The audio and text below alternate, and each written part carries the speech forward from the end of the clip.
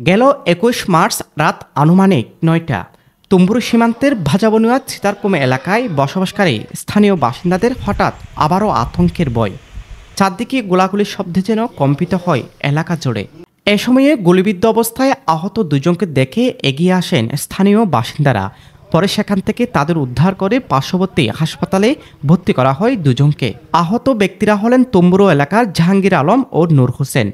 পরিবারের পক্ষ থেকে দাবি করা হয় ধানক্ষেতে পানি দিতে গিয়ে মিয়ানমারের ওপার থেকে লক্ষ্য করে তাদের গুলি করা হয়েছে। কক্সবাজারের একমাত্র হসপিটাল যেখানে রয়েছে ICU, HDU, CCU, NICU, PICU, সংকটাপন্ন নবজাতকের জন্য স্ক্যানো, ক্যান্সারের কেমোথেরাপি সহ চিকিৎসা সেবার সমৃদ্ধ আয়োজন। রয়েছে ২৪ ঘন্টার জরুরি বিভাগ। দেশসেরা বিশেষজ্ঞ চিকিৎসকের সমন্বয়ে সর্বাধুনিক চিকিৎসা সেবায় আপনার পাশে ইউনিয়ন হসপিটাল।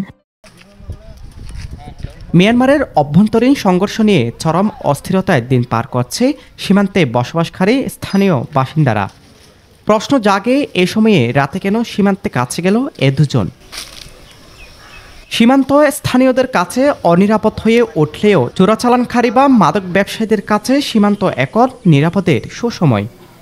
প্রায় সময় সীমান্ত হয়ে অবৈধ জিনিস আদান প্রদানের খবরের শিরোনামও দেখা যায়। স্থানীয়দের ভাষ্যমতে সেদিন অবৈধ পণ্য বাংলাদেশ থেকে মিয়ানমারে পাচার হওয়ার সময় বাধা পড়ে আরাকান আর্মির হাতে। এ সময় তাদের গুলিতে গুরুতর আহত হয় এসব মানুষ। এছাড়া নামাজের পর আমি নামাজের পর দোকানে বসলাম। ৯:৩০ দিকে হঠাৎ করে ডুস মানে কয়েক ফেয়ার আওয়াজ হয়েছে।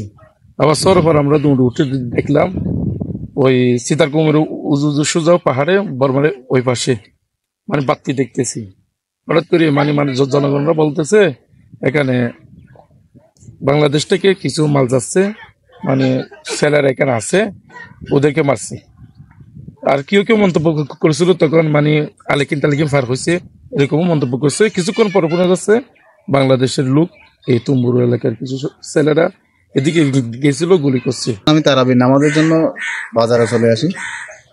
এখন হুট করে এই গুলির শব্দ যখন শুনি আবার বাড়ির দিকে রওনা হয়ে দেখি ওখানে দুজন গুলিবিদ্ধ লোক, স্থানীয় লোক গুলিবিদ্ধ হয়ে স্থানীয় লোকেরা এনে গাড়িতে তুলে হাসপাতালে পৌঁছে দেওয়ার জন্য রেডি হয়ে গেছে। তখন আমি পৌঁছে যাই ওখানে। সীমান্ত জুড়ে গোলাগুলির এসব আওয়াজ এখন স্থানীয়দের মাঝে নিত্যদিনের অভ্যাসে পরিণত হয়েছে। তবে এসব ঘটনার আর সাক্ষী হতে চায় না স্থানীয় বাসিন্দারা। তারা বলছে আতঙ্ক নিয়ে আর বাঁচতে চায় না সীমান্তের মানুষ। আসলে এইভাবে যদি সীমান্তে আমাদের এই মায়ানমারের আরকান বাহিনীরা যদি গোলাগুলি করে আমরা খুব আতঙ্কে থাকি। আমরা সীমান্তকে মানুষ হিসেবে আমরা খুব ভয় এবং আতঙ্কে থাকি। পরিশেষে আমি এই সরকার এবং উদ্বোধন কর্মকর্তার প্রতি দাবি জানাবো ভবিষ্যতে পুনরায় যেন এভাবে একটা ঘটনা যেন আর পুনরায় না হয়। সীমান্ত হয়ে অহরহ চোরাকারবারীদের দূরত্ব বেড়ে গেছে বহুগুণ।